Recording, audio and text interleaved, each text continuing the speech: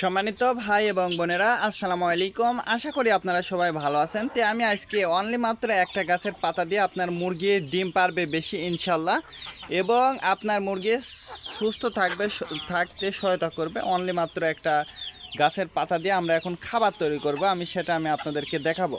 আর বিশেষ করে যারা শুধু যে আপনারা দেশি মুরগিকে খাওয়াবেন কথা কিন্তু এমন না, আপনারা ফার্মি, সোনালি, লেয়ার, আপনি যে মুরগিটায় পালন করেন না কেন, খুব সহজে ডিম পাড়া মুরগি, এক কথায় ডিম পাড়া মুরগি যেগুলো আছে, এই মুরগিগুলোকে কিন্তু আপনারা খুব সহজেই কিন্তু এই খাবারগুলো খাওয়াইতে পারবেন। আর এইগুলো যদি খাওয়ান ইনশাল্লাহ আপনার মুরগিগুলো কিন্তু সুস্থ থাকবে 12 মাস।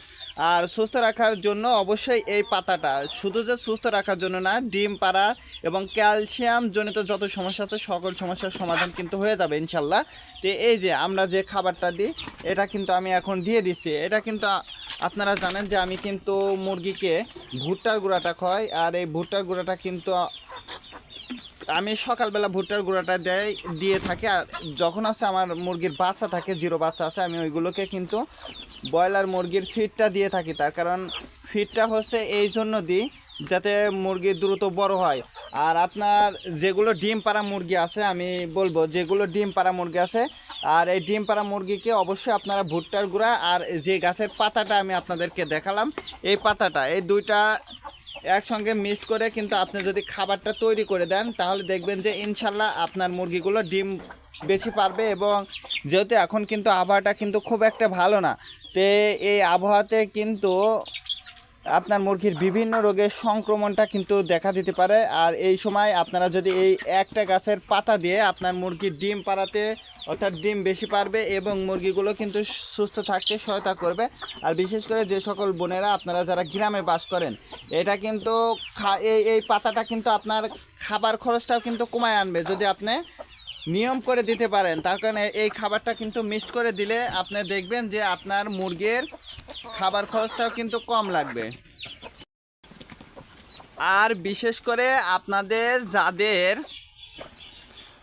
যাদের হাঁস আছে, হাঁস বা সোনালী মুরগি যারা ডিমের জন্য লালন পালন করতেছেন, আমি বলবো যে এই পাতাটা কিন্তু খুবই গুরুত্বপূর্ণ একটা পাতা।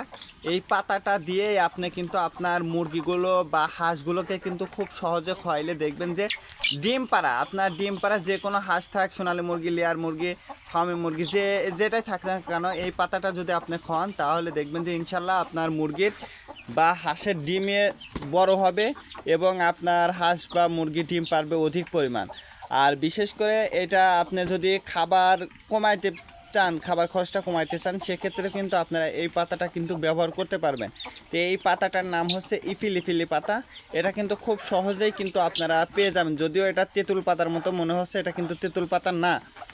আর বিশেষ করে যারা মুরগিটা পালন করতেছেন, খাবার খরচটা কমাইতে চাচ্ছেন, বিশেষ করে যারা খাঁচাতে, তার কারণ খাঁচাতে কিন্তু খাবার খরচটা কিন্তু অনেক বেশি হয়ে যায়, সেক্ষেত্রে কিন্তু আপনারা খাবার হিসাবে এই পাতাটা কিন্তু ব্যবহার করতে পারবেন খুব সহজে।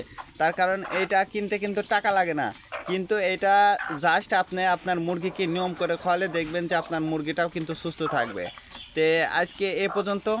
কে কোন জেলা থেকে আমার এই ভিডিওটা দেখছেন অবশ্যই কমেন্টের মাধ্যমে জানিয়ে দেবেন, এবং যারা নতুন উদ্যোক্তা আছেন অবশ্যই আমাদের চ্যানেলের সঙ্গে থাকবেন, তার কারণ আমরা দেশি মুরগি সম্পর্কে ভিডিও দিয়ে থাকি। আপনার মুরগির যদি কোনো ধরনের সমস্যা হয় অবশ্যই আমাদেরকে কমেন্টে জানিয়ে দেবেন। আর বিশেষ করে আপনি যদি আমাদের চ্যানেলে নতুন হয়ে থাকেন তাহলে অবশ্যই আমাদের চ্যানেলটা সাবস্ক্রাইব করবেন। আর যারা সাবস্ক্রাইব করছেন তাদেরকে অসংখ্য ধন্যবাদ।